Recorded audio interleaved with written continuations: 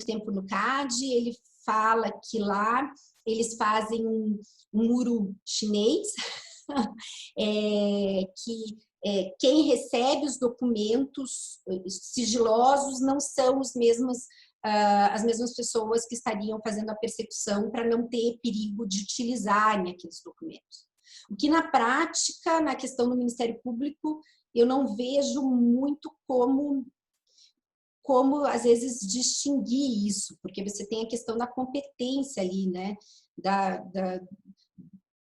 do membro do Ministério Público em alguns casos. Então, são casos que a gente tem que avaliar, né? Então, desde a forma procedimental, como eu estava falando, do pré-contrato, né, da fase preparatória, da parte de assegurar que a empresa tem uma segurança, de chegar e realmente confiar nas autoridades, confiar que caso não seja feito um acordo, aquilo não vai ser utilizado contra elas, tanto da pessoa física quanto da pessoa jurídica, né?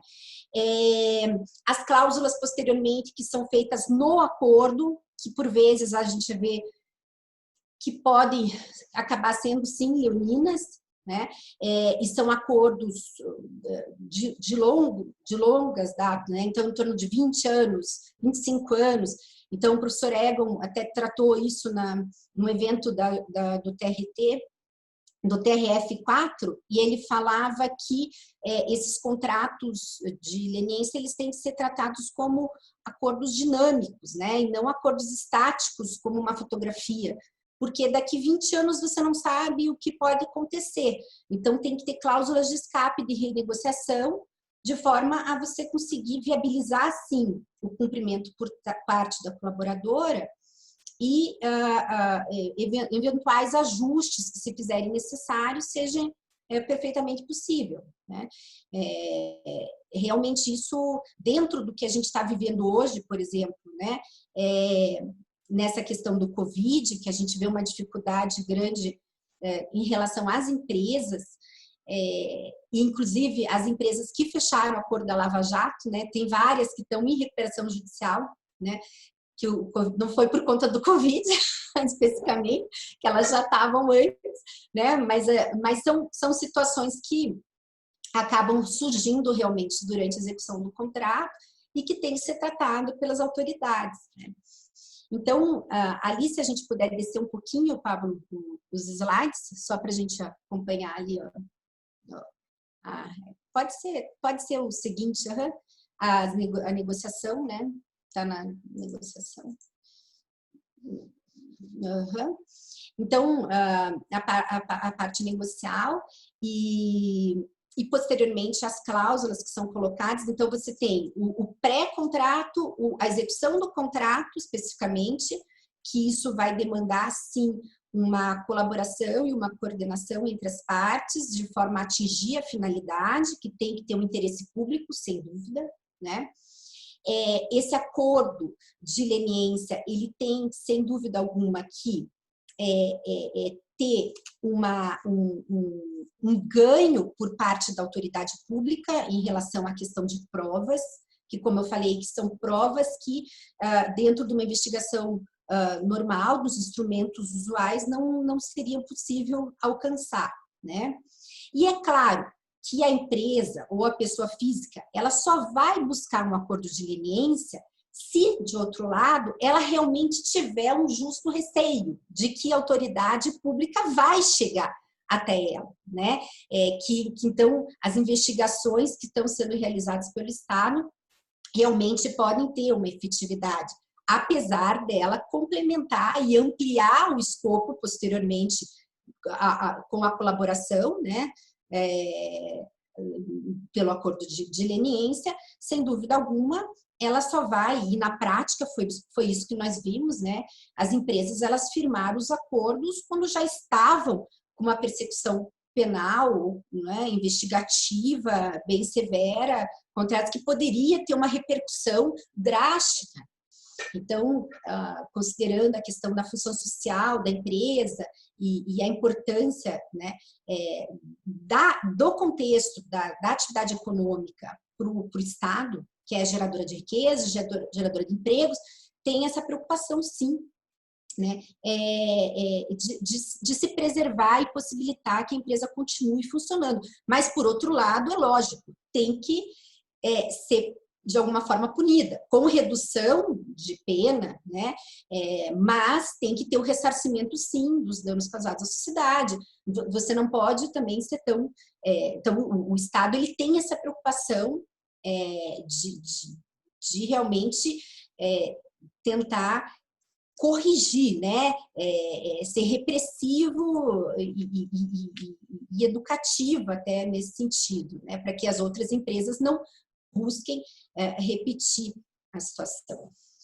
Então, dentro do contexto do que a gente está conversando um pouquinho, eu acho que seria interessante eu chamar, eu estou vendo aqui, agora que eu estou vendo aqui, entraram várias pessoas aqui,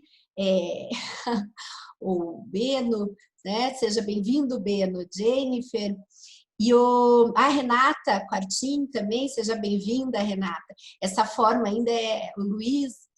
Eu vou chamar, para falar um pouquinho da parte prática desse acordo de leniência, inicialmente o Emir Khaluf, que está nos dando a honra de participar hoje, né? Aqui o Emir, ele foi diretor jurídico da JF, que, como eu falei, é o maior acordo do mundo, pelo menos que eu tenha conhecimento, se comprometeu a pagar 10,3 bilhões ao longo de 25 anos, né?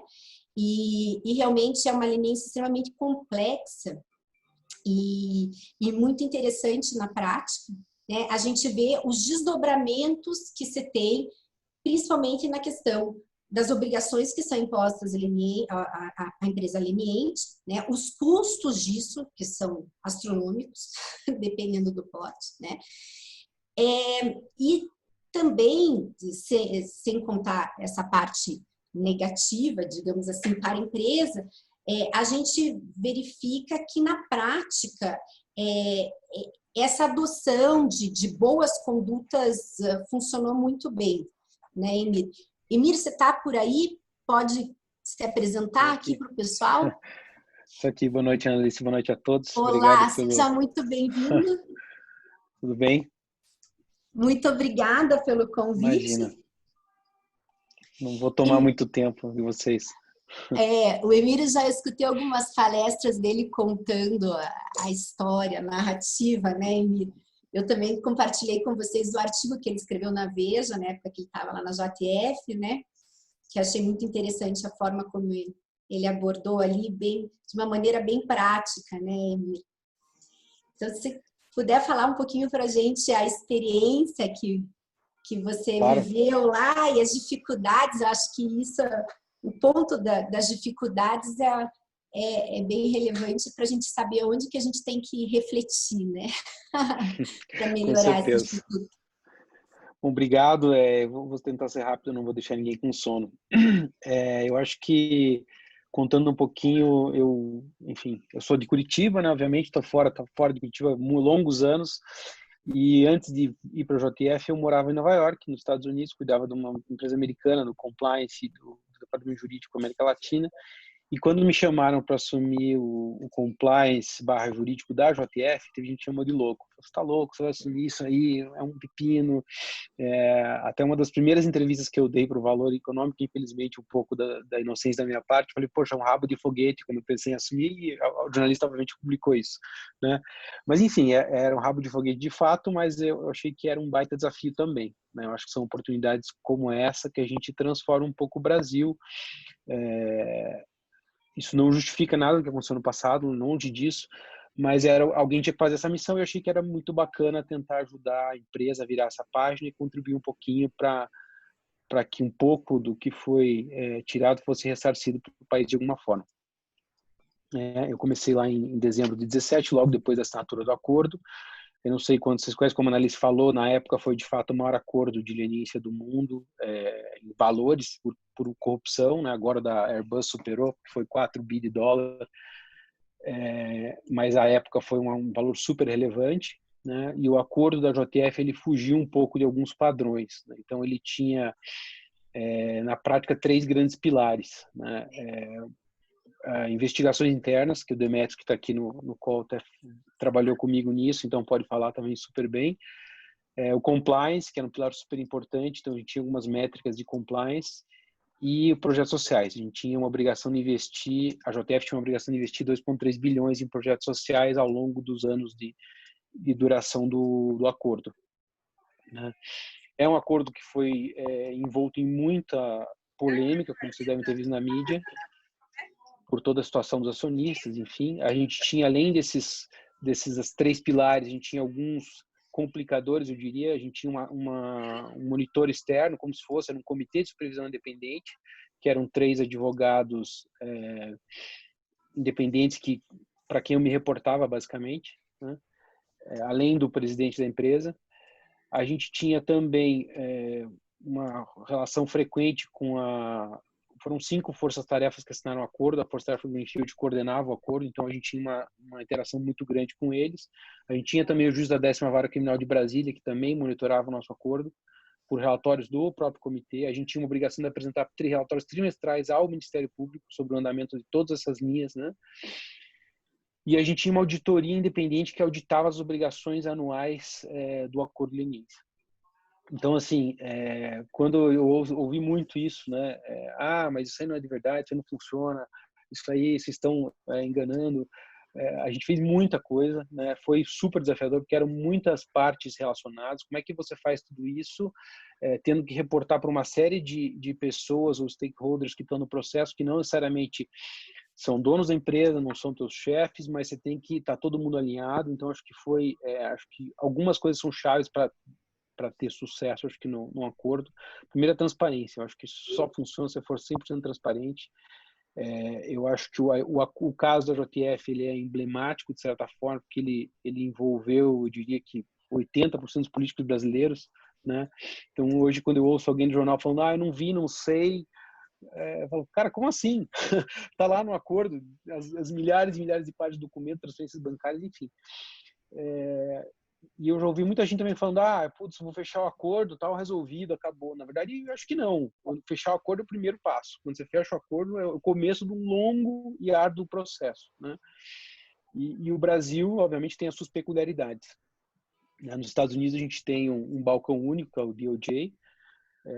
Você fecha um acordo com o DOJ, você fecha e está resolvido, né? No Brasil, a gente tem essa multidisciplinariedade de balcões, que acho que é um dos maiores gargalos a serem resolvidos futuramente. Você fecha um acordo, deveria talvez fechar com a CGU, com a AGU, mas tem que fechar com o Ministério Público Federal, ou tem que fechar acordos com Ministérios Públicos Estaduais, você tem que fechar acordo, de repente, no CAD, um acordo na CVM, um acordo, e assim vai, né? Então, ele vira, de fato, uma via sacra enorme, assim, a gente chegou a ter uma equipe só no compliance de 40 pessoas, fora o pessoal trabalhando em investigação, que a gente tinha, eu diria que centenas de equipes trabalhando dia e noite, né? A gente tinha um gasto estimado, para vocês terem uma ideia, nos últimos 2 anos e meio, só com investigações internas e ações de compliance, a gente gastou mais de 200 milhões de reais. Então, assim, é muito dinheiro. A gente forneceu muita coisa para as autoridades, todo esse trabalho que foi feito, né? E aí sempre existe um esforço tremendo, mas a empresa, ela de fato, ela tem N problemas, porque ela tem que continuar operando, ela tem que colaborar, ela tem que fazer tudo isso, meio que você vai arrumando o carro com ele andando, né? Então, como é que você faz isso? Como é que você faz as pessoas acreditarem que o que você está fazendo é genuíno, que você não está ali para incriminar ninguém? Você entrevistando, o Demetrios pode falar, né? Eu não sei, eu não vi, as pessoas acham que você já está acusando, que você está ali para falar que a pessoa fez alguma coisa de errado. É uma empresa de 240 mil funcionários, a gente teve 7 colaboradores, então, assim, para vocês terem noção da dimensão do problema e do tamanho da empresa. Então, todo mundo faz parte da empresa, então as pessoas se sentiam, de fato, um pouco ressabiados. Quantas vezes eu entrei no Uber, né, e o motorista do Uber falava para mim, você vai na empresa do Lula? e é fato, isso acontece, né? As pessoas se associam e tem uma série de... Quando você vai em qualquer autoridade, você já tem aquela pecha de ser JBS, enfim. Mas eu acho que foi um caso super interessante por tudo que que a gente inovou em várias coisas, são negócios super diferentes, então você não pode ter o mesmo tratamento no compliance, por exemplo, que você dá num banco digital, que é o banco original, para uma JBS numa planta no interior de Rondônia, né? A gente teve desafios dos mais variados, como que você treina, por exemplo, a gente tinha planta nos Estados Unidos em que 80% dos nossos funcionários não falavam inglês. E aí, sempre não, vamos fazer treinamento nas línguas, mas os 80% falavam 27 idiomas diferentes, né? De hindu a espanhol a um dialeto do sul da África. Então, porque de fato quem trabalha em plantas frigoríficas nos Estados Unidos é imigrante. Então, como que você treina essas pessoas? Como que você diz que existe um programa de compliance? E como que você faz as pessoas acreditarem nele, né? Então, acho que o grande porém de um programa não é você ir lá só ter um canal e fazer acontecer, que a gente chegava a ter 200 a 300 denúncias por mês nos nossos canais de denúncias, era muita coisa. E agora, como que você trata isso e como que você faz as pessoas acreditarem de verdade, né? Então, a gente fazia muito treinamento, a gente treinou 200 mil pessoas em 2 anos. Como que você fazia isso valer e as pessoas acreditarem que era de verdade, né? Eu acho que é pouco pelo exemplo, obviamente, né? Talvez majoritariamente pelo exemplo, mas também pelo fato das pessoas fazerem denúncias ou outras coisas e elas verem que a denúncia dela foi atendida, que de fato aquela pessoa que fez alguma coisa errada foi demitida. E aí, adicionando um problema mais, além de tudo isso, a gente sofreu retaliações inúmeras, né? Que aí eu posso aqui citar de gente da Caixa Econômica Federal, que era mancomunado com partidos políticos, né, antigos, ou de fiscais corruptos que ainda estavam na função que dificultavam a vida das plantas. Isso tudo eu estou falando porque é público, foi levado às autoridades, foi discutido a exaustão, né? Ou até o JF possui ainda uma termoelétrica em Cuiabá, que é um case interessante, que compra gás da Petrobras. Então, a Petrobras vetou a JF de não fornecer gás para essa planta. Essa planta ficou parada, gerando um prejuízo diário monstruoso. Então, a gente teve que falar com o Ministério Público, conseguir um apoio e passar. O nosso programa de compliance teve que ser aprovado no programa de compliance da Petrobras. Então, acho que esse foi um dos maiores desafios. E aí, quando me perguntam, volta e meia, assim, mas como que você certifica que o teu programa é eficaz, que não tem problemas? Eu não certifico nada, é impossível um programa 100% eficaz, né? Todo mundo é falível e a gente falha sempre. A gente faz o máximo possível para evitar que aconteça de novo, né? Mas a gente era acompanhado por tanta instituição, os bancos, acho que são os maiores players que acompanhavam todas as nossas ações para dar crédito, para ver como que a gente estava indo. Grandes clientes também acompanhavam. Por exemplo, todo hambúrguer do McDonald's do Brasil é feito pela JBS. O McDonald's acompanhava de perto todas as ações de compliance, semanalmente. A Nestlé, a gente perdeu um contrato com uma super fabricante automotiva de couros por causa do compliance, né? Então, também foi um trabalho de 3, 4 meses para a gente conseguir reaver esse contrato, explicar o que a gente estava fazendo. Então, assim, isso eu estou colocando algumas das dores internas da empresa, que como qualquer empresa tem, né? Qualquer empresa hoje em dia tem que batalhar mercado honestamente, tem que ir atrás. Agora, uma empresa que passa por um processo desse, além de tudo isso, ela tem essa pecha de empresa corrupta, né? E isso dificulta, obviamente, o negócio, dificulta todo o ambiente que você está trabalhando, né? Então, acho que é um desafio, de fato, dobrado, se não mais. E, além de tudo isso, tem que enfrentar essas retaliações e até mesmo a corrupção não deixou de existir no Brasil, né? Ela continua existindo. E aí, como que você lida com isso, né? Com uma corrupção, é um país que ainda tem focos de corrupção, como que você combate isso? E aí a gente tem que virar meio que, empresas que passaram por esse processo, eu sempre defendo isso, você tem que virar quase que um guardião do mercado, dedo duro do mercado, para falar, olha aqui, eu não estou fazendo, eu ajudei, eu colaborei com as investigações, mas está acontecendo isso, isso e aquilo, né? E aí as pessoas têm medo, as pessoas têm, mas eu vou falar, eu vou expor minha vida, eu vou expor minha família, né?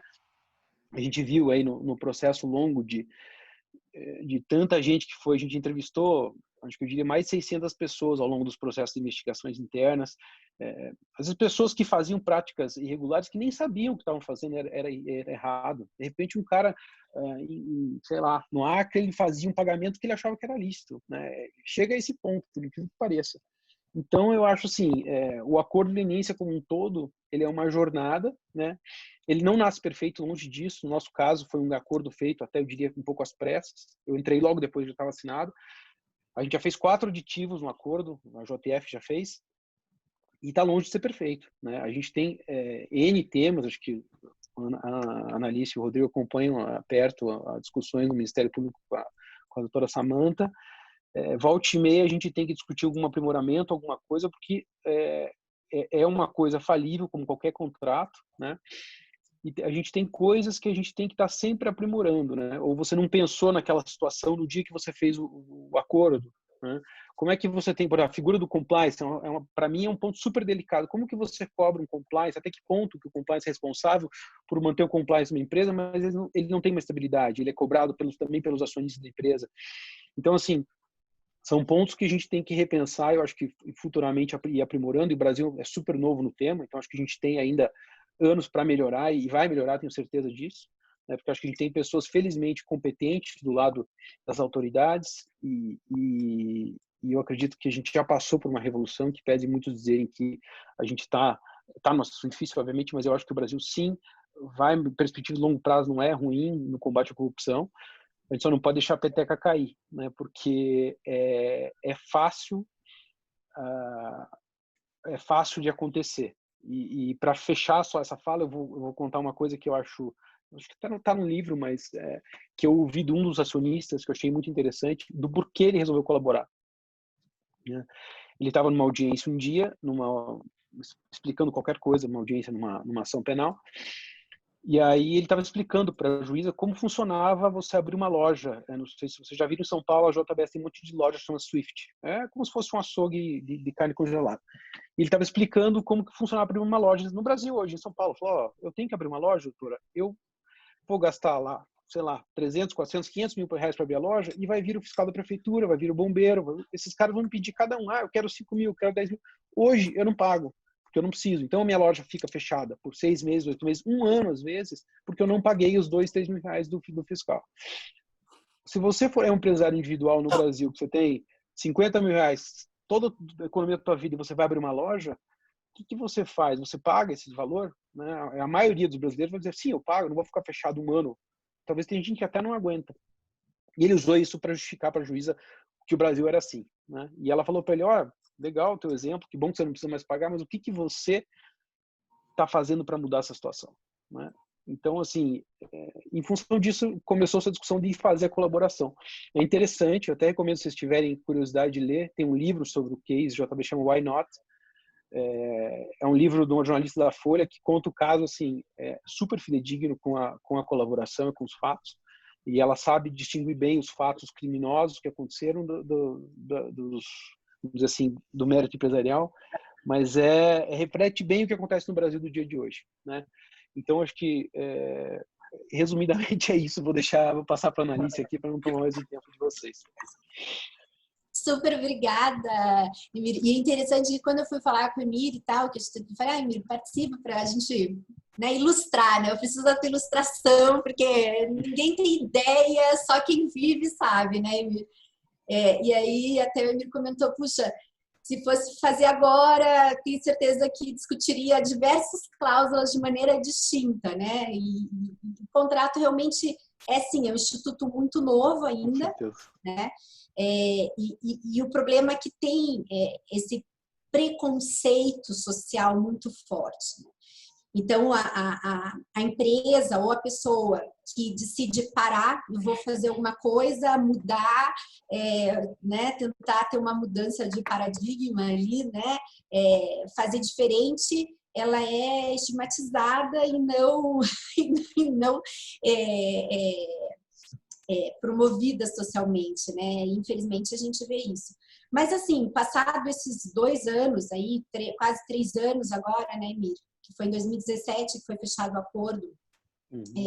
A empresa está sobrevivendo super bem. Eu acho que está tendo essa visibilidade realmente que houve uma mudança forte, que a JF tem um poder econômico muito grande, que consegue realmente repercutir de uma maneira muito positiva socialmente uma atitude dessa, né?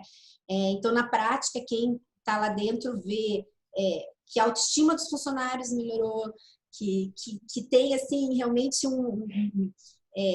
uma outra energia nesse sentido, né? Então é interessante realmente, apesar de todas as dificuldades, e eu acho que é isso que é importante, caminhar nesse sentido, e que as autoridades precisam compreender, que tem que ter um incentivo para a empresa, né? E principalmente na questão da segurança jurídica após, né?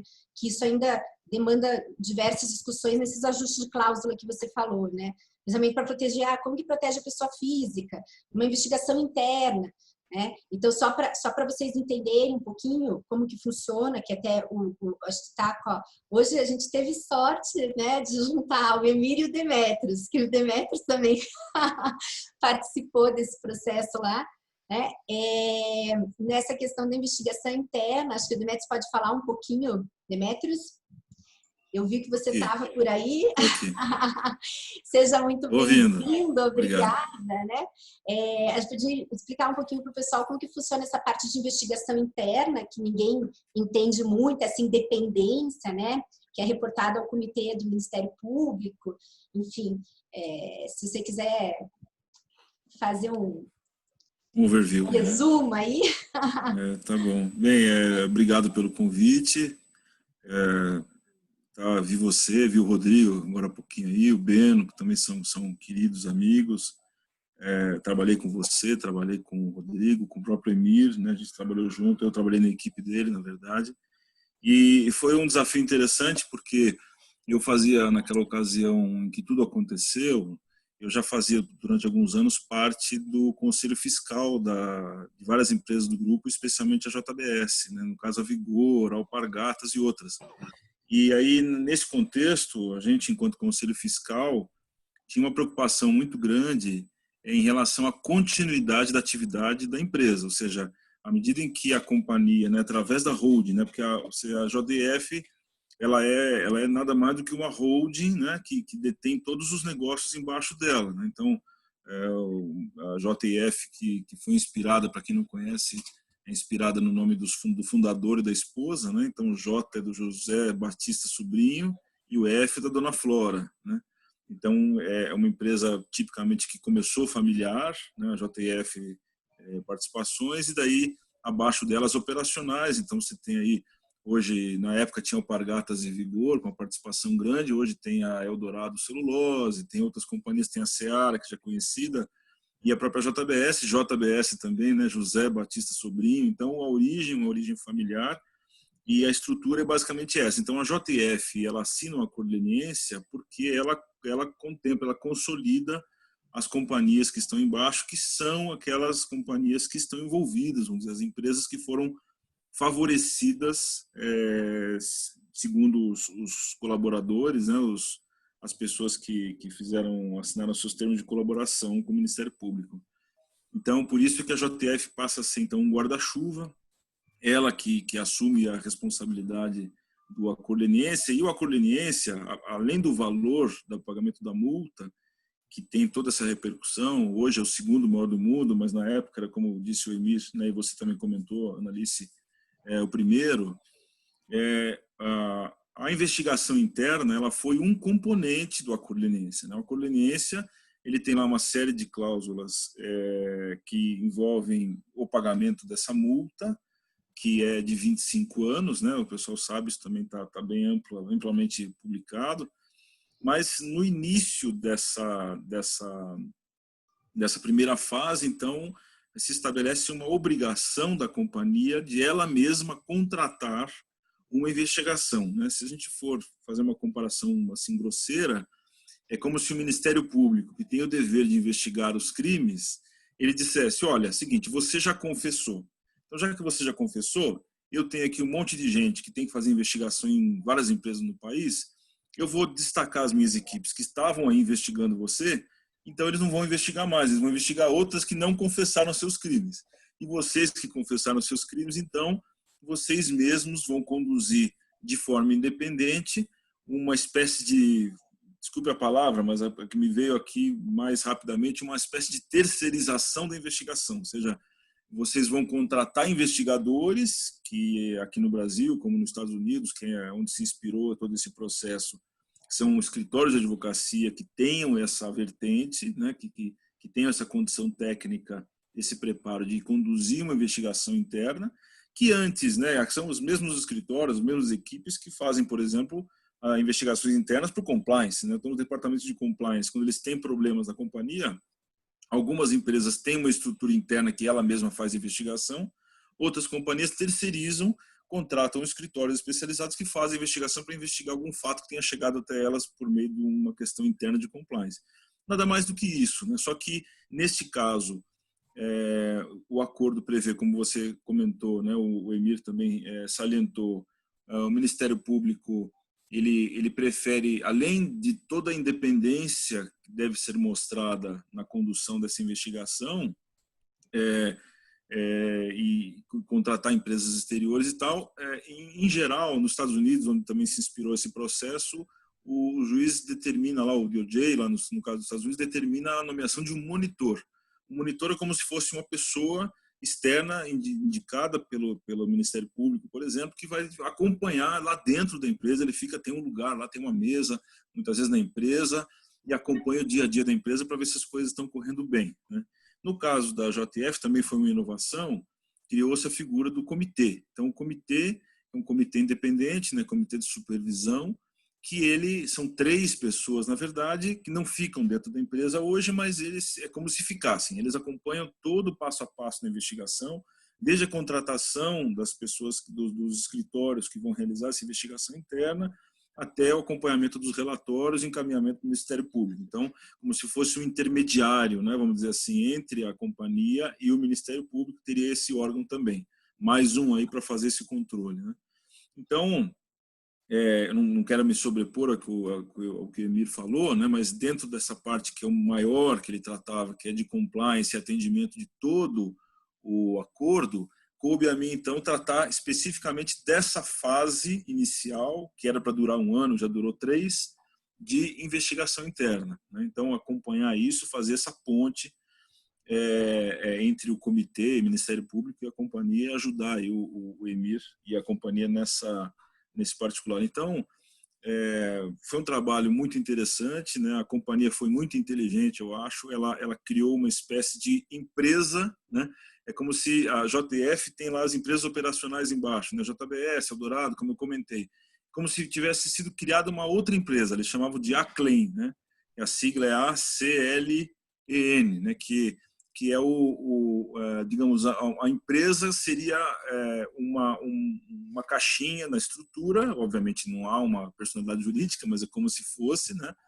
Essa caixinha na estrutura são todas compostas de todas as pessoas que vão conduzir essa investigação interna. Então estávamos lá, Emir, eu, outros colegas que tratavam de todos os temas do acordo, que estavam lá contratados só para isso.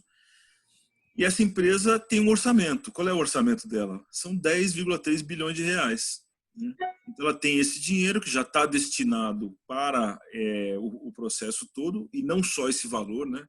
É importante dizer que a companhia gastou milhões, né, centenas de milhões de reais no processo de investigação em si, na contratação de todas as equipes de investigação, auditorias, tudo que levou, né, a esse serviço que tinha que ser sido feito na empresa, que tem que ser feito.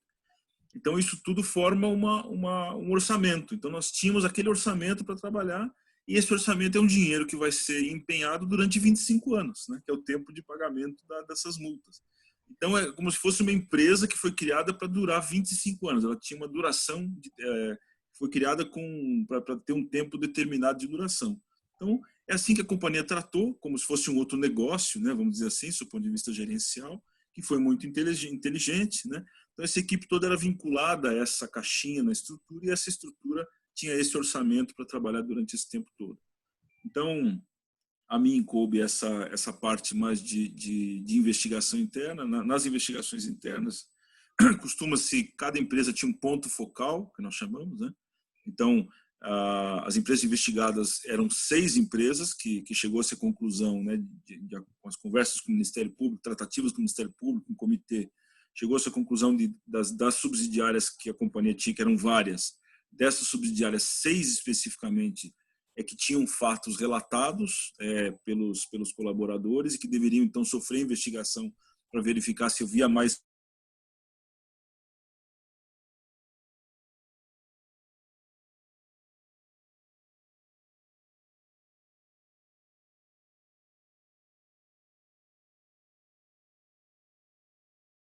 contra. Uma investigação interna com base numa delação premiada, numa colaboração, você já tem os fatos dados e você só precisa confirmar se aqueles fatos que foram informados pelos colaboradores de fato aconteceram. Então é quase que uma confirmação, não é uma investigação propriamente, é uma investigação para verificar se esses fatos se confirmam. Há uma discussão doutrinária sobre isso, né? Eu acho até que vocês têm interesse em saber, eu vou falar rapidamente, que é a questão dos fatos que são encontrados na investigação. Então, existem os chamados fatos diretamente relacionados, fatos indiretamente relacionados e fatos que são eventualmente ilícitos, que não estão relacionados com os fatos da... Então, esse é um desafio muito grande, até para convencer o Ministério Público. Olha, a investigação está relacionada ao acordo de leniência, né? Eu, pessoalmente, entendo que a investigação precisa se restringir aos fatos do acordo de leniência, né? Não adianta, sujeito lá cometeu um ilícito de trânsito e não falou para ninguém, quer dizer, sabe? Quer dizer, descobri aqui na investigação que o sujeito cometeu um ilícito de lá, de R$50 para o guarda na rodovia, e isso, né?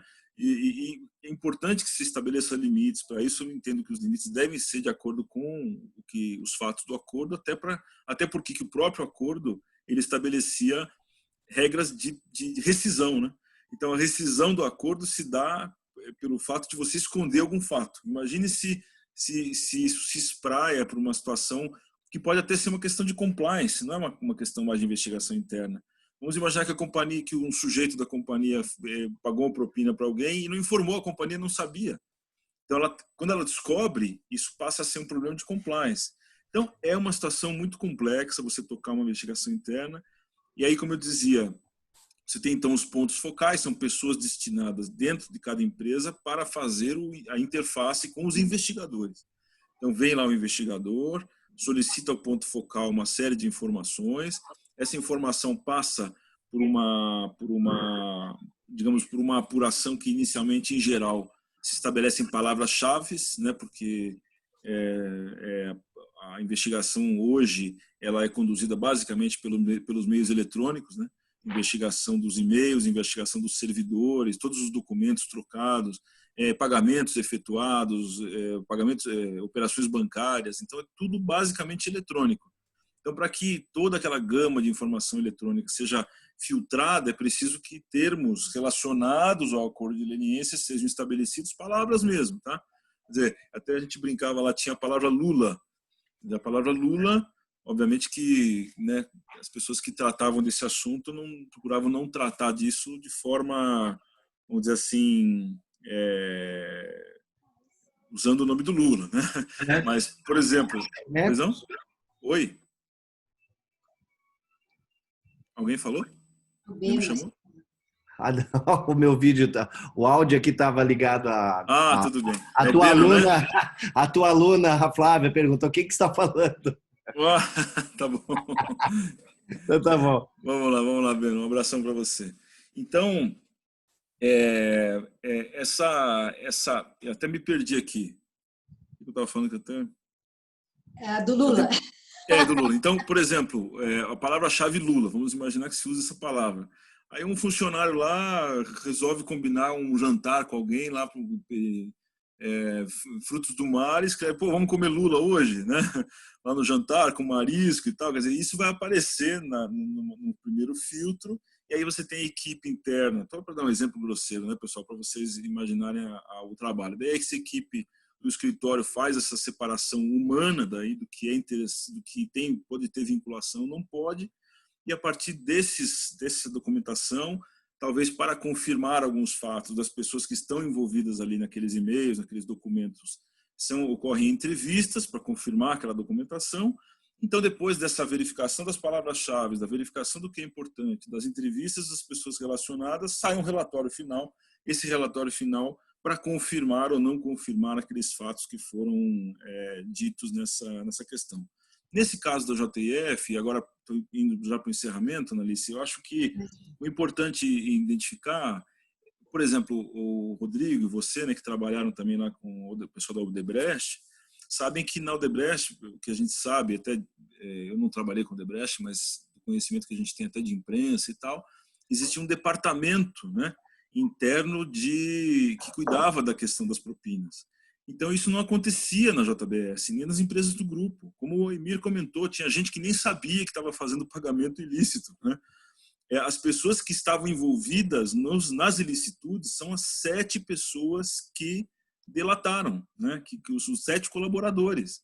Esses 7 colaboradores, eles é que detinham toda a informação. Então, deles para baixo, salvo exceções que eu vou comentar agora, a grande maioria, para vocês terem uma ideia, eram mais de 70 anexos, né? Cada anexo é um fato que era relatado por eles. Então, inicialmente eram 40, 42 anexos, depois houveram anexos complementares, isso foi para 70 e tantos fatos. Desses 70 fatos, eu vou dizer para vocês que tem 1 ou 2 só que envolvem outras pessoas que trabalhavam na companhia, muitas pessoas que até sabiam que aquilo não era certo, mas entendiam até que aquilo era uma prática de todo o mercado, que até a concorrência fazia. Eu vou ser específico, o caso da Operação Carne Fraca, que teve essa dimensão aí em relação, basicamente eram pagamentos feitos aos fiscais agropecuários para que eles fizessem o trabalho que eles tinham que fazer. Basicamente é isso. Olha, chegou uma carga aqui no sábado e não tem expediente do funcionário do CIF no sábado. Será que você pode vir aqui para me atender e fazer despacho dessa carga que é perecível e tal? Daí vinha lá o fiscal e recebia um dinheiro para isso, né? Começou assim, tem casos mais graves, casos menos graves. Estou dando um exemplo, talvez, né? Mas isso não deixa o fato lícito, continua sendo ilícito. Então, as pessoas físicas que estão envolvidas hoje, que segundo a Acordo poderiam aderir ao acordo e obter, a partir daí, a possibilidade dos benefícios do acordo, ou seja, pagar simplesmente uma multa, que todo esse trabalho não é, eu estou simplificando muito, né? A Analice e o Rodrigo aí que sabem a dificuldade que eles tiveram e o esforço que eles tiveram para isso. Mas é isso aí, Demetrios, realmente. Não é fácil no dia a dia a complexidade que demanda, principalmente, eu acho, a questão da investigação interna, realmente, de conseguir focar, porque é tanto assunto e acaba sendo um desperdício de tempo, né? Mas é isso aí. Na prática, acho que tá dando certo, né? Acho que vai ser um case de sucesso assim que for concluído, né? É isso aí. Eu tô vendo aqui que a Renata está participando aqui também, Demetrios, que era diretora jurídica lá. Acho que olha aí. você veja só quanta honra, né? A Renata participou desse início aí. E super agradeço pela tua exposição aí, Demetrios, professor, né, da Unicuritiba, né, também veio nos agraciar aí com esse exemplo prático, contextualizando, porque é isso que eu quis trazer para o evento de hoje, porque quando eu falo em acordo de leniência, aparece um bicho de 7 cabeças, e isso para a pessoa, né, Demetrios, normal, o advogado em si, principalmente se você falasse em 2017, quando eu comecei a estudar sobre acordo de leniência, o que é isso? Como assim? Como que funciona isso? Né? Ainda é um instituto bem mistificado, mas o que a gente vê na prática, que é um instituto que vai ser utilizado cada vez mais. Hoje, esse direito negocial é necessário, é imprescindível, porque a sociedade anseia por soluções efetivas, né? Ninguém mais quer ficar anos e anos com um processo pendente para no final a pessoa estar completamente insolvente, a pessoa jurídica já não existe mais, a pessoa física já ter sumido, enfim, e ninguém repara os danos para a sociedade, né? Então, nesse caso especificamente, só para a gente fechar da JF, inclusive na mídia direto, né, até no próprio slide que eu coloquei de apresentação, grande parte dos valores que eles já pagaram a título de reparação de danos estão sendo destinados para o combate à Covid, né? Então, quer dizer que a gente está vendo uma efetividade muito rápida em relação a isso, né? A ter uma devolução positiva para a sociedade. Tá?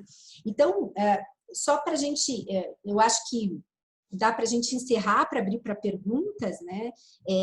O que é importante, a gente, lá no último slide, se você puder pôr lá para mim, Pablo, para a gente finalizar ali, acho que os desafios do acordo de leniência, quais são hoje que a gente verifica na prática, né? Ana, então, oi, desculpa te Demetrios. interromper, Demetrios, tudo bem? Olha, te agradecer mais uma vez o convite, eu preciso me ausentar agora, parabéns pela iniciativa de vocês aí. Obrigada. E eu fico à disposição, valeu? Super obrigada, Demetrios. Imagina, um grande abraço para vocês, tchau. Tchau, Obrigada. Abraço, Demetrios. valeu. Então, na prática, o que a gente verifica em relação a essa leniência do combate à corrupção? A gente verifica que precisa de uma coordenação melhor entre todos os colegitimados, para que não se tenha uma discussão, uma disputa de poderes, né? Porque, por exemplo, em relação à JTF, especificamente, que a gente trouxe na prática, o acordo foi firmado unicamente com o Ministério Público Federal, né? Então, a empresa não tinha contratos com o governo, né, que tivesse que sofrer sanções administrativas e isso fosse repercutir na prática, né? Então, na verdade, foi realmente em relação à questão de persecução penal. Mas a gente vê, por exemplo, na questão da Lava Jato, outro dia eu estava ouvindo uma palestra do ministro Bruno Dantas, do TCU, e ele estava falando, não, mas imagina, a Lava Jato fechou o acordo de leniência, e a questão da reparação de danos, ela fez o acordo, ele quis dizer que, tipo, tinha feito um acordo de padaria lá, para reparação de danos, que não era, que o TCU não estava validando nada, e que o TCU ia fazer uma apuração minuciosa com os técnicos, e que realmente, quando se trata de obra pública e desvio por superfaturamento, tem que se devolver integralmente, deduzindo as despesas necessárias, né? E que, portanto, ele ia cobrar a conta, enfim, que, como eu falei, é uma empresa que já está em recuperação. Esse tipo de situação acaba gerando insegurança, porque a empresa já firmou o contrato com uma autoridade legitimada, já foi estabelecido um valor para multa e reparação de danos, e aí outros órgãos legitimados começam a questionar e falar que vão fazer outros valores para complementação que não concordam com aquele que foi feito. Isso realmente gera uma insegurança, e isso é um dos pontos, eu acho, bem relevantes para serem debatidos aí ao longo dos anos, né? A outra questão é em relação aos benefícios que são concedidos, né? Que tem que ser benefícios que realmente observem o princípio da isonomia, principalmente quando eu trato de pessoas físicas, né? Que tenha o caráter repressivo, sim, né? O caráter reparador, sim, tem que ter, e também tem que ter o interesse público, né? Que esses acordos eles sejam firmados, mas que em contraprestação o Estado receba informações e valores de recuperação de ativos, né? Que ele não conseguiria por outros meios. Então tem que realmente ter um ganho, né? Eu fecharia aqui, por último, que como eu falei, que a questão da leniência dá para ter diversos encontros em diversos enfoques, é a questão da boa-fé objetiva de ambas as partes, né? Seja da autoridade legitimada, seja da colaboradora, a pessoa jurídica ou pessoa física, né? Tem que observar a boa-fé objetiva, atendendo à legítima expectativa que foi criada em cada uma das partes, e que as partes convirjam no decorrer do acordo para soluções, né? Para solucionar os conflitos que surgem durante a execução, que são contratos muito longos, né? E com muitas obrigações complexas. Então, sem dúvida alguma, precisa de um bom senso de ambos os lados, né? Principalmente das autoridades, para que não tenha aí uma rescisão antecipada, alguma coisa nesse sentido, que sem dúvida alguma vai causar um impacto negativo perante a sociedade pela perda de uma agente econômica, né, de uma empresa, tá bom? Então, eu vou abrir, né, a discussão, acho que a ideia é essa. Ah, só o último slide eu coloquei uma decisão do TRF4, o último que não é tão último, é o 15, que eu achei muito interessante, na verdade foi uma decisão que saiu essa semana, que justamente está chancelando, né, um acordo de leniência firmado por uma parte legitimada, falando que não, que o Estado tem que manter e não pode cobrar a diferença. Então, ele é um processo que está em sigilo, né? Mas fala assim, segundo o entendimento que tem se firmado no tribunal, os acordos de leniência devem ser interpretados como uma hipótese de presunção de ressarcimento integral. Portanto, são oponíveis aos demais colegitimados na ação por ato de improbidade administrativa, ainda que não signatários. Essa decisão eu achei bem interessante, a da terceira turma, e vai com o que eu falei, né, na primeira questão, que tem que ser solucionado, sim, essa questão do conflito dos colegitimados, que gera uma insegurança tremenda. Você paga uma conta, paga duas, paga três, e ninguém está satisfeito nunca, né? Então, isso, sem dúvida alguma, não pode ser coerente aí com o fortalecimento do Instituto do Acordo de Leniência. E abro a comentários, perguntas. O Rodrigo gostaria de falar alguma coisa? O Rodrigo é meu sócio, educador, mas também tem experiência. Não, estou participando aqui como ouvinte só, mas essa questão é bem pertinente mesmo, de ninguém estar satisfeito. Eu acho que é não só a dificuldade, como o Beno mencionou no chat ali, que é a falta de vontade, às vezes, do Ministério Público em juntar outros órgãos, mas eu não diria que seja falta de vontade. Eu diria que seria, primeiro, falta de previsão legal, que é 12.846, do regulamento dessa forma. E depois eu acho que existe aquela questão, né, como tem essa omissão legislativa, acaba dificultando para que os órgãos realmente consigam se entender entre si, né? Ou seja, para onde seriam direcionados os recursos, quais seriam as penalidades. Então, é um tanto quanto complicado, né? E vem no caso do JF, por exemplo, o foco principal, evidentemente, era a questão penal. A questão penal, é claro, é por óbvio, que a empresa tem que fazer um acordo com a pessoa, com o Ministério Público. Porque, como prevê a 12.846, que seria, na verdade, a CGU, que seria a responsável por firmar acordo de leniência, o que adianta se firmar um acordo de leniência com a CGU e deixar descoberto o titular da ação penal? Né? Não adianta absolutamente nada, até porque está narrando fatos delituosos. E aí vem a outra omissão legislativa, que é justamente a falta de proteção para a pessoa física, como a Analice mencionou no início da discussão, né? Porque tanto a 12.846 não fala nada sobre isso. Acho que teve uma falha aqui. Oi? Não sei se foi o meu que parou. Acho que o meu também parou.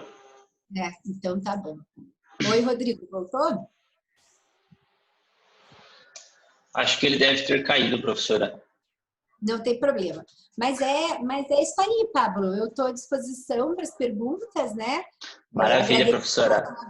Convite. Eu que agradeço a disponibilidade da professora, não só pela sua exposição, mas pelos convites. Agradecer também a exposição do Emir, que foi fantástica, do Demetrios, que felizmente teve que sair antes. E eu tenho uma primeira pergunta e vou estender para o Emir também. O Beno fez uma consideração ali no chat.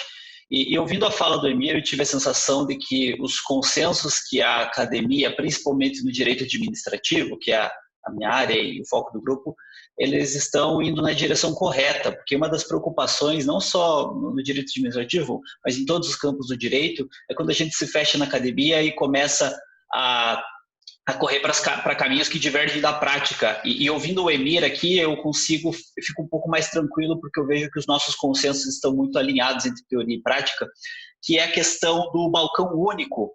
Há um texto do professor Floriano Peixoto, não sei se Floriano, do professor Floriano da USP, Floriano de Azevedo Marques Neto, da USP, em que ele fala que o sistema de combate à corrupção no Brasil hoje, especialmente no acordo de leniência, através dessa engenharia dos colegitimados, acaba criando um dilema do prisioneiro às avessas, o que ele chamou de dilema do carrasco, porque faz com que as empresas possam escolher com quem elas vão negociar. Isso faz com que a negociação se estenda por anos, e aí a gente tem, por exemplo, diversos problemas práticos, como, por exemplo, a previsão de suspensão do prazo prescricional enquanto as negociações estão ocorrendo. Nesse caso, você pode ter uma suspensão quase maior do que o próprio prazo.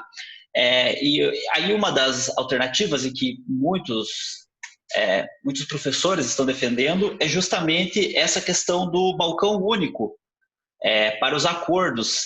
Não necessariamente a criação de um novo órgão com competência de balcão único, mas de repente apenas uma unificação de todos os colegitimados, seja por meio de lei, como o Bento falou, ou que o professor Floriano fala de coordenação comportamental desses órgãos. Na própria palestra que ele deu do curso que a professora falou, ele até brinca, ele fala assim, nem que esse pessoal crie um grupo no WhatsApp, mas eles precisam se entender de alguma forma. Se é por lei formal ou se é por um grupo no WhatsApp, de alguma forma precisa haver essa coordenação, porque da mesma forma como do ponto de vista de quem está negociando, essa negociação pode se estender, vocês tocaram no segundo ponto, que é a revisão desses acordos posteriormente por outros órgãos, como por exemplo o TCU e por aí vai. E aí eu gostaria de ouvir, não só da professora, mas de todos os convidados, a opinião sobre essa criação do balcão único.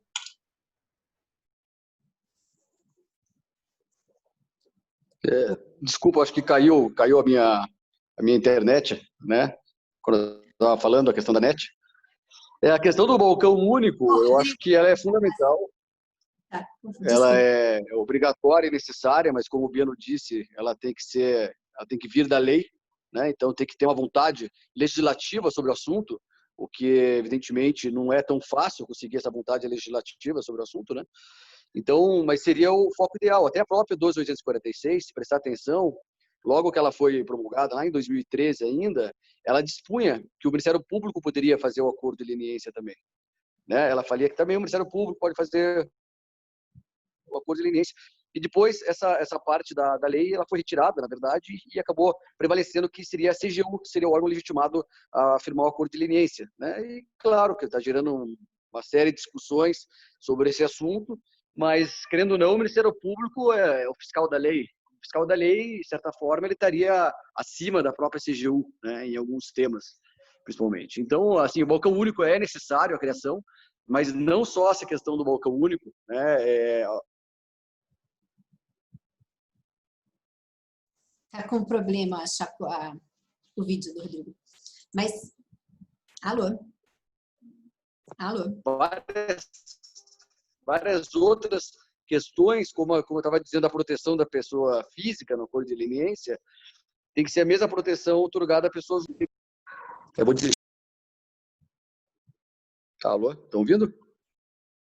Eu estou ouvindo. Tá. Vocês mais... Minha internet acho que está ruim. Porque assim, a finalidade do balcão único seria que o acordo fosse respeitado por todos os órgãos. Então, se firma o acordo com um único órgão e pronto, acabou. Como o Emir disse, a questão do DOJ nos Estados Unidos é muito mais fácil. Você faz o acordo único e está resolvido, né? Acabou o problema da empresa.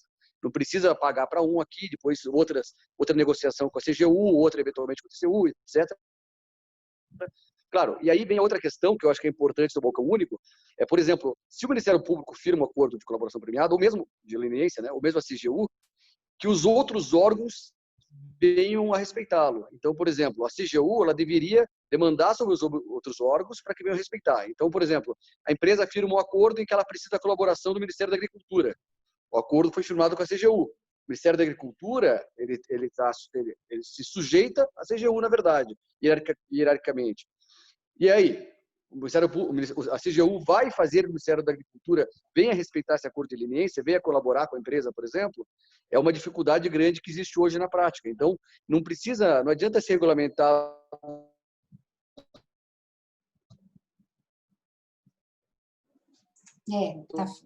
falhando. Um balcão único para firmar o acordo, uma base que foi firmado o acordo, bem respeitado. Tá ruim eu falando? Tava dando uma falhazinha, O tá, Beno então tem uma cara que quer falar. Beno. Vamos lá. Então eu passo a palavra para o próximo aí. Vamos lá. Ouvinte só. Estamos aí para ouvir você. Problemas técnicos. Então, tá bom. O Beno também tem experiência nessa parte, se quiser, né, será muito ilustrativo. Vai ter muita crítica aqui. Já estou falando muito no chat. Não, esse chat eu só abri agora, porque eu não estava usando o Zoom para apresentação, estava usando outro dispositivo para dar aula, e a gente vai se aperfeiçoando, né, nas ferramentas tecnológicas, então ainda estou aprendendo aqui. Mas é isso aí. O Rodrigo quer concluir, Rodrigo, que tinha falhado? Tá tudo certo?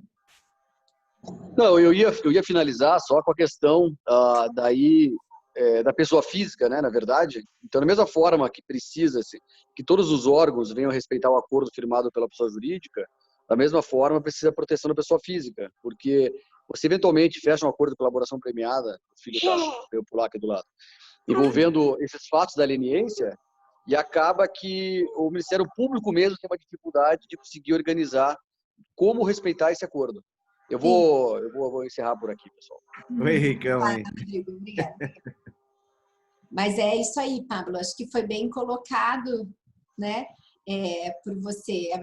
Vai ter que avançar, né, a legislação, seja a legislação ou um consenso, como eu falei, uma cooperação. Não sei se está travado, vocês estão ouvindo? Sim. Para mim, tá? Tá. Não sei. Tá funcionando, então acho que é só do Rodrigo que travou. Vai ter que funcionar ou com uma forma de cooperação entre todas as autoridades, né? Como aconteceu na questão da lei do CAD, que eu falei, né? Que lá a inconstitucionalidade foi suprida, o Ministério Público assumindo um papel de importância nos acordos de leniência do CAD, né? Porque ele realmente é o titular da ação penal e precisa participar disso. Então, em relação à lei anticorrupção, é necessário acontecer isso. Senão, pelo menos que tenha um poder judiciário firme nesse sentido dessa decisão que eu trouxe para vocês, né? De colocar um freio nessa guerra aí de colegitimados, né? Inclusive, essa decisão me alegrou muito, porque eu estou pesquisando acordo de leniência, professora, e inicialmente o meu enfoque estava na decisão do acordo da Odebrecht, que foi em 2017, 2018.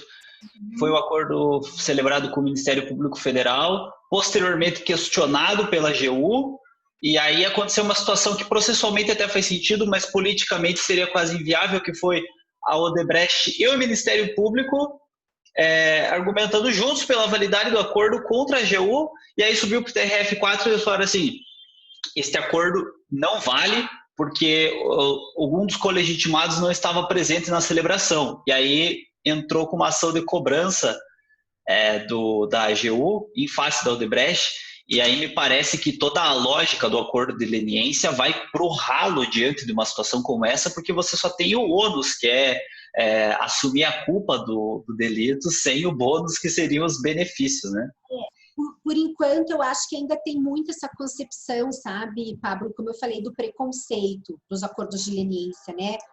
A empresa ou a pessoa física, ela é vista como um bandido que tem que ser severamente penalizado. É mais ou menos esse enfoque que as autoridades acabam dando e a sociedade também, o que fica muito penoso você ser um colaborador, né? Essa percepção que tem que ser mudada. Mas eu acho que com o amadurecimento do Instituto vai ser, porque é uma necessidade social isso, né?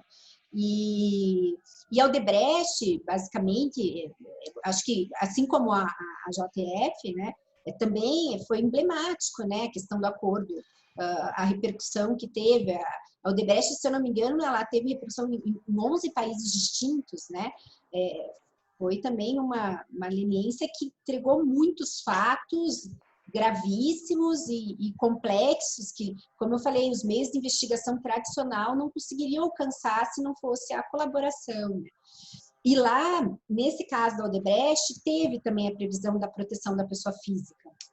Até foi homologado pelo Moro, aqui em Curitiba, né, os efeitos penais dessa adesão da pessoa física, porque daí o acordo precisa ter uma homologação judicial para ter efeitos penais, né? Então, é um caso também muito interessante que merece estudo, e a Odebrecht, acho que mais que ninguém, ele apanhou bastante, né? Todas as empresas da Lava Jato, né? De uma maneira geral, estão tendo essa resistência por parte das outras autoridades de tentar, né, enfim, reconhecer, virar a página e tentar fazer com que a empresa dê continuidade, né? Mas é uma dificuldade, realmente, na prática é uma dificuldade. Muito obrigado, professora. Eu queria abrir a palavra para os demais, tanto pelo chat quanto pela câmera, se tiverem alguma consideração. Acho que eu queria... vocês estão escutando bem? É Luiz Felipe Calabró aqui falando. Estou aqui muito bem impressionado com o altíssimo nível aí das exposições. Professora Analice, espetacular aí a apresentação. Obrigada. Do Pablo também, os comentários. Eu também gostei muito de ouvir aí a exposição do Emir, falando das questões práticas de um acordo. Isso é altíssimo nível. Eu que sou de São Paulo, né, sempre tive uma admiração muito grande aí por vocês. E vejo aí esse assunto sendo debatido no âmbito de direito administrativo. Acho que é muito propício isso. Vocês estão tocando em temas que, durante a minha experiência no mercado de capitais, né, eu tenho experiência em autorregulação de mercado, trabalhei lá na B3, na BSM, em coordenação com a CVM, Comissão de Valores Mobiliários.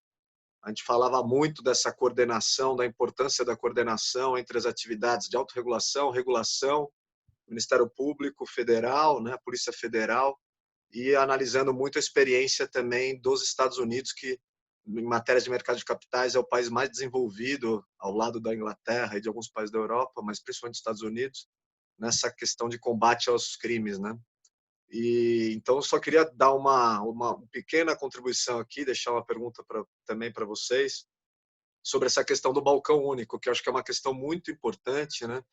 E a nossa experiência em matéria de mercado de capitais com outros temas que não são acordo de leniência, é um outro tema que tem outro nome, que chama termo de compromisso, é uma outra questão, não é a mesma, tá? É importante lembrar, porque em termo de compromisso não existe assunção de culpa, né?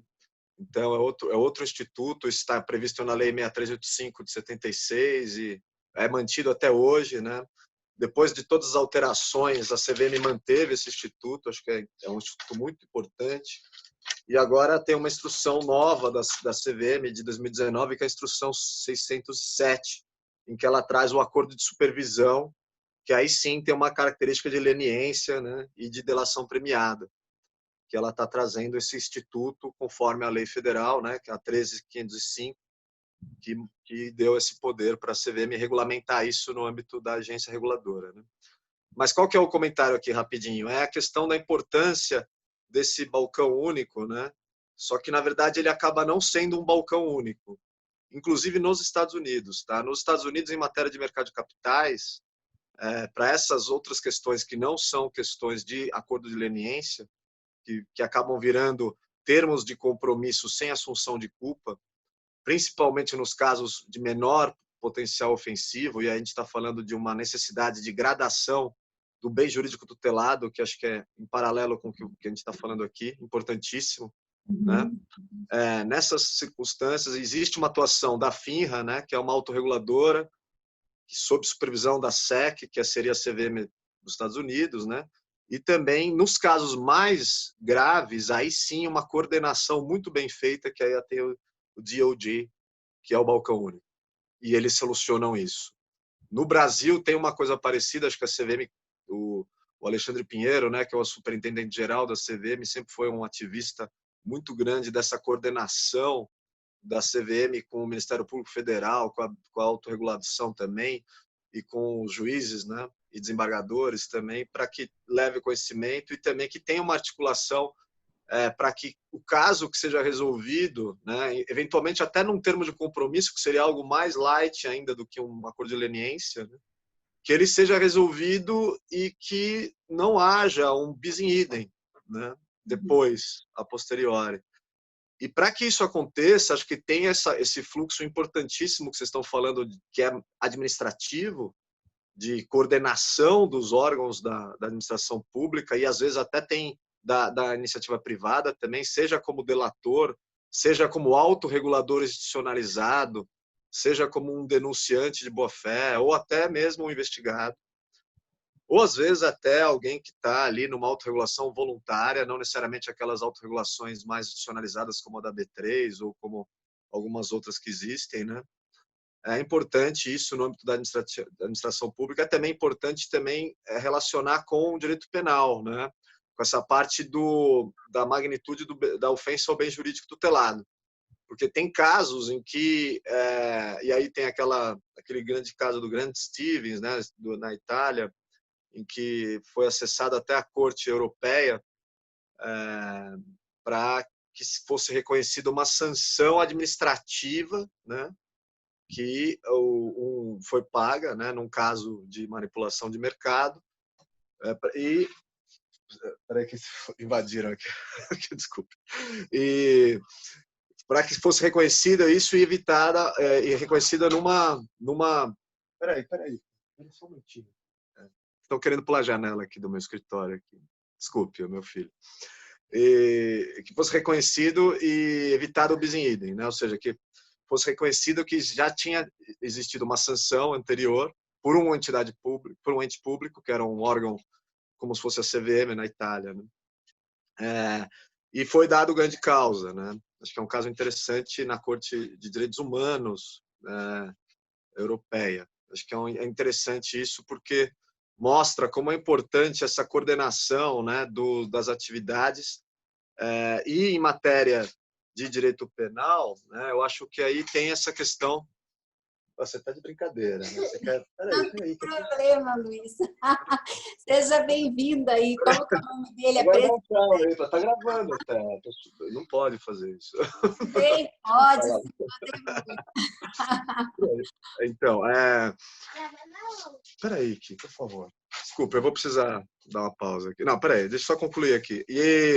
Então, acho que no âmbito da magnitude do bem jurídico tutelado, eu acho que tem essa questão importante, porque, obviamente, esses casos em que há uma ofensa muito grande ao bem jurídico tutelado, e isso, inevitavelmente, é uma consideração penal, talvez a participação de uma autoridade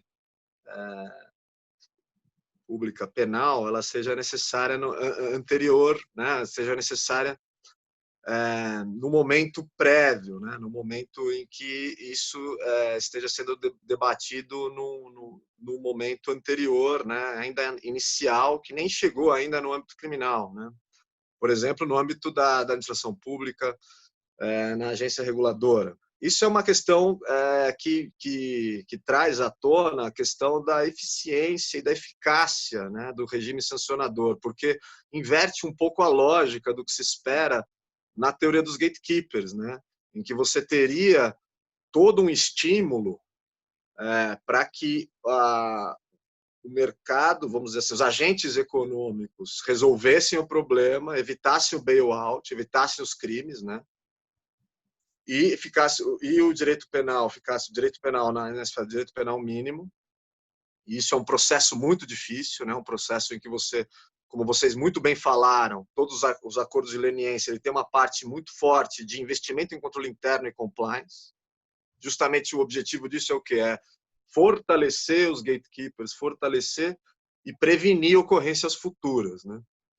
Então, é importante que essa atuação do ponto de vista sistêmico, né, na ponta ali, inside the market, né, dentro do mercado, esteja funcionando com credibilidade. É um desafio para todos nós.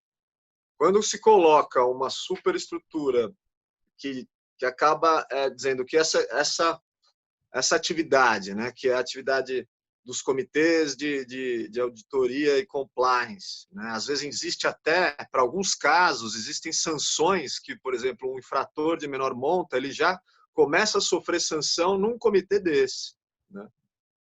Ele já perde o emprego, já paga a multa, às vezes ele vai para o autorregulação, já paga a multa na autorregulação, já tem que pagar a vítima. Às vezes não acontece, depende do caso, tá? Mas dependendo do caso acontece isso. Vai para a CVM, também, mesma coisa. Só que às vezes não é suficiente, tem ainda o crime. A pessoa vai para a cadeia. E aí tem algumas sanções secundárias, né? Norma secundária, que é sanção e multa. Né? Tem mais uma multa no penal. Né? Então, precisa ver se a gente está com o regime sancionador, né, eficiente. Mas aí eu acho que eu dei uma transbordada aqui. Né? Eu queria só parabenizá-los e dizer que o assunto é extremamente importante e ele tem... vocês abordaram esse assunto com muito profissionalismo aí e robustez. Obrigada, Muito obrigado. Luiz, pela participação. Mas isso que você falou é interessante, só para a gente fechar a questão aqui da CVM, né? Tem um caso que, enfim, era uma empresa distribuidora de valores mobiliários e ela foi condenada por churning pela CVM. Então, ela sofreu o processo sancionador da CVM, que é crime também, então teve a ação penal, né? E aí, fora isso, como se tratava, ela estava fazendo investimentos para um fundo de pensão municipal, de servidores municipal, deu ensejo ainda a 2 ações no âmbito civil de reparação, uma do Ministério Público, né? E a outra do próprio fundo de pensão. Então, isso a gente vê assim, um bis in idem, né? Então, a empresa, e mais ainda no Tribunal de Contas do Estado do Paraná. Então, ele teve uma condenação, a empresa e os acionistas tiveram uma condenação pelo mesmo fato, e dando ensejo à reparação de danos no Tribunal de Contas, na CVM, e 2 ações de improbidade que ainda estão em andamento. Então, assim, é o nosso direito complexo, né, Luiz, que você falou, que realmente acaba gerando aí, pelo mesmo fato, diversas autoridades acabam atuando e um exagero, né? O Luiz tocou num ponto muito interessante, que a professora falou também, do bis in idem. Isso tange uma outra discussão que houve no direito administrativo quanto à natureza jurídica das sanções da lei anticorrupção. Se era penal, se era administrativo, mas daí é penal e tem responsabilidade objetiva. Mas o que eu quero dizer aqui é que pouco importa a natureza da sanção, porque, na minha ótica, o que a lei anticorrupção faz é gerar um incentivo por meio de legislação para que os gerentes e controladores dessas empresas façam acordo de leniência.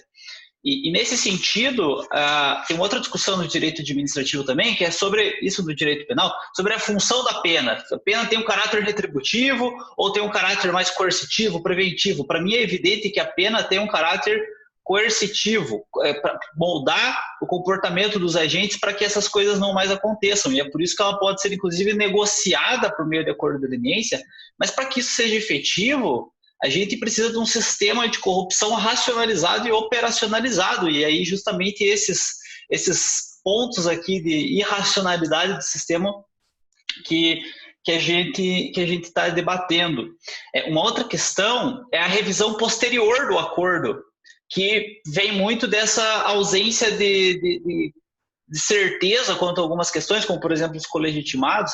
Do exemplo que eu dei aqui da decisão da Odebrecht, né, que realizou o acordo com o MPF, e posteriormente o acordo teve sua eficácia negada e a Odebrecht sofreu uma ação de cobrança com base nos fatos que havia assumido anteriormente, e aí você fica nesse... E aí isso oferece mais risco, né, pensando sobre a ótica econômica de quem está sentando na mesa para sopesar custo e benefício, você coloca o elemento risco quase como central. É o que o Beno falou, você entra no negócio sem saber o que vai acontecer, quase como uma aventura jurídica. E aí, nesse sentido, um dos pontos que eu vejo é a questão do controle posterior do acordo de leniência. E é sobre esse tema que eu vou fazer esse ano, no próximo, não sei, por causa do coronavírus, é sobre esse tema que eu pretendo realizar o meu mestrado, que é justamente sobre os parâmetros de controle dos acordos de leniência, porque na minha ótica a gente não pode oferecer controle de mérito do acordo no seguinte sentido, não pode o TCU vir querer colocar o critério da economicidade para controlar posteriormente esses acordos, porque senão ele vai olhar e falar assim, mas aqui nesse acordo eu acho que vocês foram muito lenientes, aqui tem muita leniência, não, pelo acordo e aí fica nesse beabá. Para mim parece que a gente precisa pensar em conferir discricionariedade para quem está celebrando esse acordo, para que essa pessoa realmente possa sentar, ter uma discricionariedade para negociar cláusulas, termos, e a empresa ter certeza de que o que vai ser negociado e avançado, por exemplo, que as mãos se deem, você sai dali e você possa dormir tranquilo. Eu acho que esse é o maior dos desafios aqui do acordo de leniência, que é a posterior revisão com a possibilidade de que a eficácia seja negada. E eu gostaria de ouvir dos nossos colegas aqui, o que vocês veem nessa ótica assim, da celebração, da negociação, e como que isso acontece na prática, né?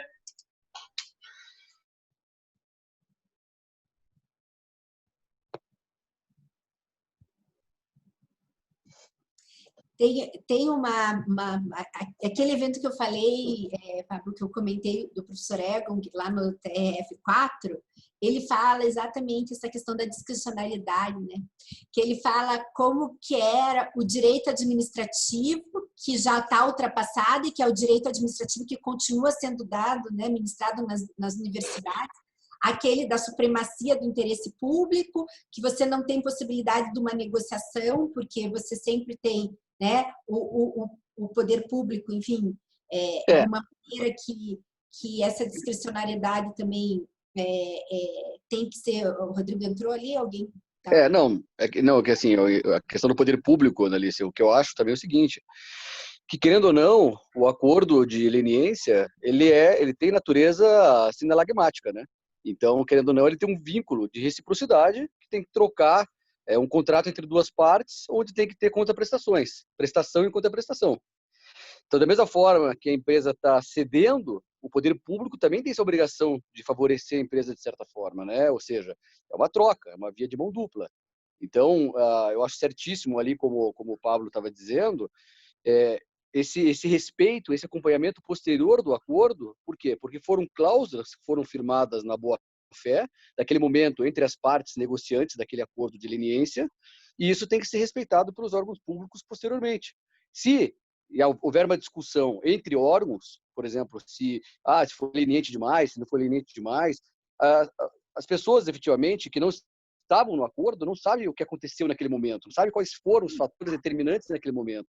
Você fecha um acordo de leniência hoje e fecha ou alguém vai avaliar esse acordo daqui 5 anos, o momento é completamente diferente, completamente distinto, o momento econômico, o momento político do país, o momento jurídico mesmo. O jurídico sempre tem ciclos, né? Altos e baixos. Então, você avaliar posteriormente, fazer um acompanhamento de um acordo ao longo do tempo, e 3, 4 anos depois vir alguém e falar, não, o órgão público foi leniente demais nesse caso. Evidentemente que isso não está correto. Mas esse ponto que é importante, a questão da discricionariedade que o Pablo falou, né? Que a autoridade legitimada realmente tem que ter discricionariedade para firmar o acordo e fechar, que vai contra aquele direito tradicional, né? Então tem que se avançar, sim, nessa questão e conceder uma discricionariedade suficiente para que o acordo tenha uma validade, uma previsibilidade, que não seja aí uma montanha-russa, né, Beno? O Beno está tímido, mas até o final da exposição eu tenho certeza que ele vai participar. E aí, conclua. Pablo? Alô? Oi. Eu não sei se mais alguém tem alguma intervenção, pessoal. Eu acho que esse ponto que você levantou, Pablo, é importantíssimo. Acho que essa questão de um eventual risco do acordo ser depois anulado é muito ruim, né? É um incentivo para ninguém fazer acordo, né? Acho que querela nulitatis insanabilis, né? Aquelas coisas da rescisória, é perigoso, né? Você tem que trabalhar com teoria das nulidades muito bem trabalhado. Falaram aí em boa-fé objetiva, sinalagma, concordo muito com isso. Acho que tem que tomar muito cuidado com o jurisdicionado. A exposição do EMIR foi muito boa nesse sentido. É importante saber como que essas coisas acontecem na prática. As pessoas pensam, né? E você falou de uma coisa importantíssima. Qual a função da pena, né? Coerção, tal, tudo bem. Mas tem a questão da restauração, né? A gente não tem pena de morte no Brasil, ainda bem, né? A gente tem que conviver com as pessoas que saem das cadeias, né? Não pode achar que, tudo bem, vamos botar a pessoa na cadeia e está tudo certo. Não é assim, né? Esses crimes são crimes que realmente nos chocam, né? Você pega, por exemplo, o Brumadinho, obviamente, a opinião pública quer achar um culpado para pregar na cruz, né? Mas falaram, assim, quando você vai entrar numa análise de empresa, tem muita coisa em jogo ali. É difícil você categorizar culpa e dolo, né? Tem muita coisa em jogo. Quando você faz um acordo e o acordo pode ser anulado, ou seja, é pior ainda. Então, em matéria de custo de transação, qualquer chave de leitura que você for pegar aí, do ponto de vista jurídico estrito sensu, hermenêutica literal, ou se for pela análise econômica do direito, ou se você for por uma teoria da direito sancionador pura, análise criminologia, qualquer uma você vai chegar numa conclusão. Não dá para fazer um sistema em que você confia numa estrutura de incentivos para boa fé e depois você rasga isso. Porque, na verdade, por mais que a gente tenha toda essa malícia, entre aspas, e às vezes a gente vê algumas pessoas, infelizmente, até na linha da chacota, dizendo o que é, na verdade, que é uma forma quase da tortura, né, antiga, de você fazer a pessoa confessar. Não é bem isso, né? Não é isso. Isso é uma coisa chata de a gente ouvir, porque quem estuda esses temas em alto nível, a gente sabe quem são. São pessoas muito estudiosas, muito bem informadas, e não é por aí. A linha da leniência, da delação premiada, etc., está ancorada nas melhores, né, filosofias e estratégias de combate à corrupção, e não tem nada a ver com tortura, não tem nada a ver com essas coisas. Pelo contrário, é muito mais na linha da justiça restaurativa, vamos dizer assim, de uma sociedade mais fraterna, muito mais nessa linha do que numa linha de resgatar aí aquelas coisas péssimas da sociedade anterior, de regimes não democráticos, né? Então, apoiar um sistema num acordo que pode ser frágil, que já tem os rótulos que a gente conhece, né? Que a gente tem que, como estudiosos do direito, afastar esses rótulos. Ser ainda também um instituto que pode ser anulado facilmente, aí é melhor não ter, né? É melhor não ter esse instituto, é melhor ter outra coisa no lugar, né? E isso vale para... Obviamente, não se quer aqui defender um sistema em que acordos mal feitos não sejam passíveis de fiscalização, não é isso. Mas acho que a gente tem que ter estruturas mais inteligentes. Por exemplo, a primeira coisa, acho que todos os órgãos que fazem isso, acho que o mercado de capitais tem uma boa experiência nessa linha.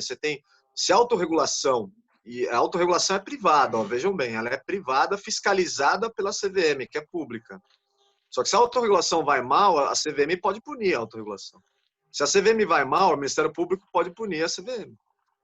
Se o Ministério Público vai mal, alguém pode punir. Então, assim, você tem sempre um controlador ali, aquela típica pergunta do comparado, né? O comparado naquele livro Poder e Controle nas STS, quem controla o controlador, né?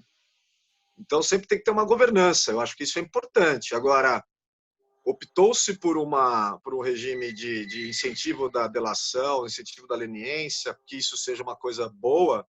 Então, primeiro, tem que ser um processo muito bem feito, como foi falado aí, não precisa repetir.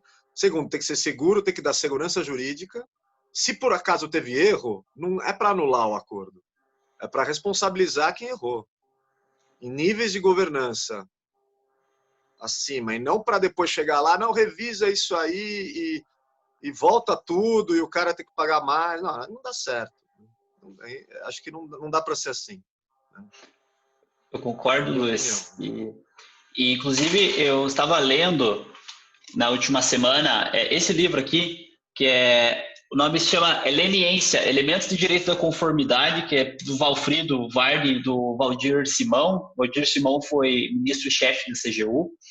E eles falam exatamente na mesma linha aqui, que eu acho que está convergindo as intervenções, na medida de que, primeiro, como a Annalise falou no início da exposição dela, a gente tem que entender que as empresas elas funcionam como pontos centrais para o desenvolvimento nacional, e o texto do Emir, que ele publicou, é fantástico, né? Ele fala sobre o ecossistema da prosperidade, outras pessoas falam das cadeias produtivas que estão envolvidas na empresa. Muitas vezes a gente vê esses escândalos de corrupção e a gente sente vontade de, espancar os dirigentes, espancar os controladores da empresa, mas tem que pensar que se a gente desestabiliza a pessoa jurídica, na ponta dessa cadeia, das pessoas que perdem emprego, né? O Valdir e o Valfrido trazem aqui alguns números dos impactos econômicos da Lava Jato nesse livro, e foi um estardalhaço nas empresas, no desenvolvimento da nossa infraestrutura. E é interessante pensar por essa outra ponta, né? Não é só punir, não. A gente tem que ver o que está por trás e pensar, como eu disse, em um sistema punitivo racionalizado, operacionalizado, muito consequencialista quanto aos impactos econômicos que vão advir dali, porque senão a gente não tem previsibilidade, não tem calculabilidade, e sem previsibilidade e calculabilidade, nenhum agente econômico, por exemplo, vai querer investir em infraestrutura no país. A gente vê como esse debate ele é muito maior do que as pessoas, de uma forma muito simplista, colocam. Mas, pessoal, a gente já está caminhando para o nosso horário final. Eu gostaria de agradecer a todos, a nossa audiência, a todas as intervenções e todos os convidados e convidadas que vieram aqui. Vou passar agora a palavra para as considerações finais da Analice.